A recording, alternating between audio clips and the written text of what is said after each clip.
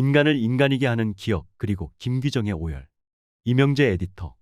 32년 전 5월 하순의 어느 날, 거리마다에 장미꽃이 피어나던 그 봄날의 어느 날, 꽃다운 나이의 여학생, 아니 그 자신이 꽃이었던 한 여학생의 목숨이 거리에서 꺼져가고 있었다.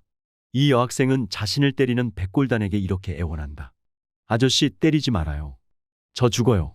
그러나 백골단은 이년아 집에서 공부나 하지 데모는 왜 해 하며 구타를 멈추지 않는다. 서울 충무로 대한극장 건너편에서 이렇게 무차별 난타를 당한 여학생은 의식을 잃었고 그녀의 몸은 최루탄 가스 자욱한 그 거리에 한동안 그대로 놓여 있었다. 뒤늦게 다른 대학의 남학생이 이를 발견하고 그녀를 일으켜 세우려고 하지만 백골단은 그런 그에게도 무차별 몽둥이질을 했고 할 수 없이 그는 골목을 빠져나갔다가 다시 돌아와 한겨레 신문 취재 차량에 태워 병원으로 옮겼다. 그러나 병원에 도착했을 때 그녀는 이미 숨이 끊어진 상태였다.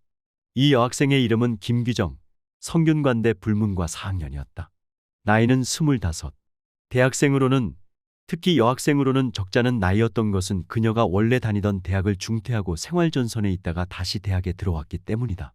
동아리 심산학회 회장을 하며 적극적으로 학생운동과 통일운동에 참여했던 김규정은 비가 내리던 이날거리 시위에 참여했다가 살인폭력에 의해 그 생명을 마감했다.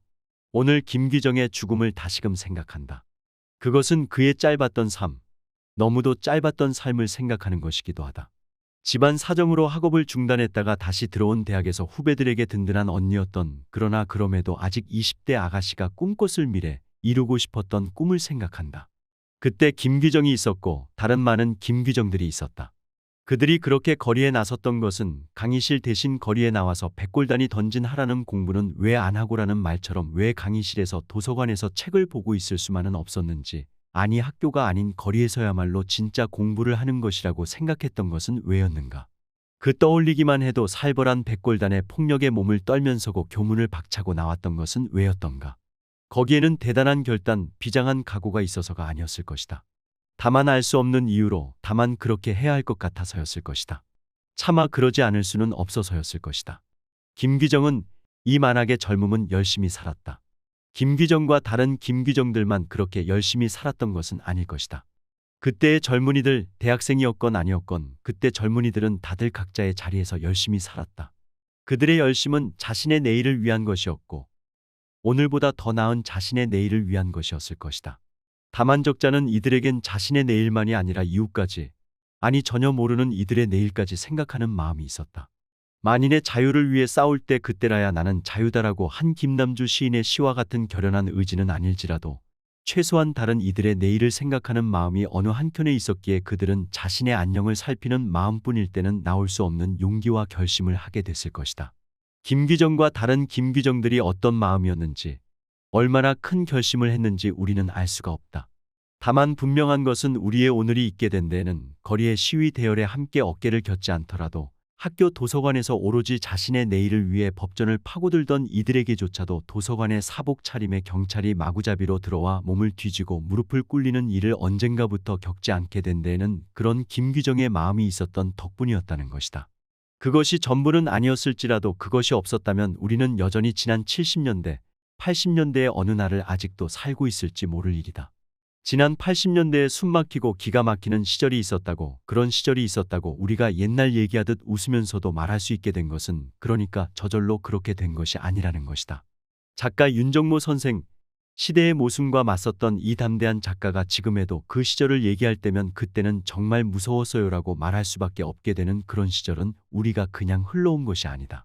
우리는 그런 시절을 지나온 것이 아니라 헤쳐온 것이며 그것은 적잖게 우리 사회의 김규정들이 그렇게 만들어 온 것이다. 우리가 지금 오늘에 이르게 된 것, 거기에는 누군가의 땀이 있었고 피도 있었으며 그리고 때로는 누군가의 목숨까지의 희생도 있었다. 스스로 자신의 몸에 불을 붙인 처절함도 있었고 김규정과 같은 자신이 죽어가는 것을 모르게 허망하게 죽음을 맞은 이도 있었다. 그 자리에 함께하지 못하는 것으로 인해 괴로워하는 이들의 내면에서의 죽음들도 있었다. 김규정이 죽은 뒤 3년 뒤에 그녀의 언니의 딸, 그러니까 김규정의 조카가 태어났다. 그 아이는 자라면서 수영선수가 됐고 씩씩한 태도와 용모로 사람들에게 즐거움을 주고 있다고 한다. 정유인이라는 이름의 이 젊음은 자신이 한 번도 본 적이 없지만 이모 김규정과 눈매가 많이 닮았다는 말을 들었다고 한다. 이 젊은이는 아마 아는 것 같다. 자신이 앞만 보고 물살을 가를 수 있었던 것은 윤정모 작가처럼 마음 졸이지 않고 거리를 맘껏 다닐 수 있게 된 것은 이모 김규정들 그리고 그와 함께 거리에 나서지는 못했더라도 각자의 자리에서 그걸 지켜보며 마음은 그와 한편에 있었던 이들의 기원이 있었기 때문이라는 것을.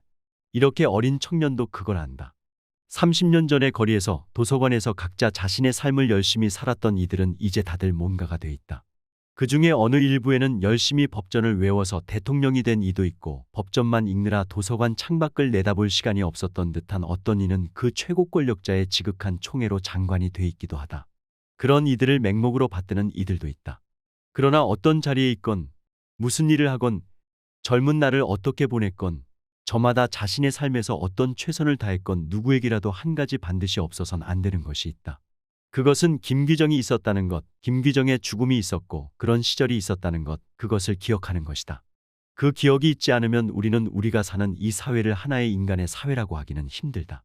그것은 인간에 대한 예의에 속하는 일인데 그러나 그것은 다른 이들에 대한 예의가 아니라 먼저 자기 자신에 대한 예의다.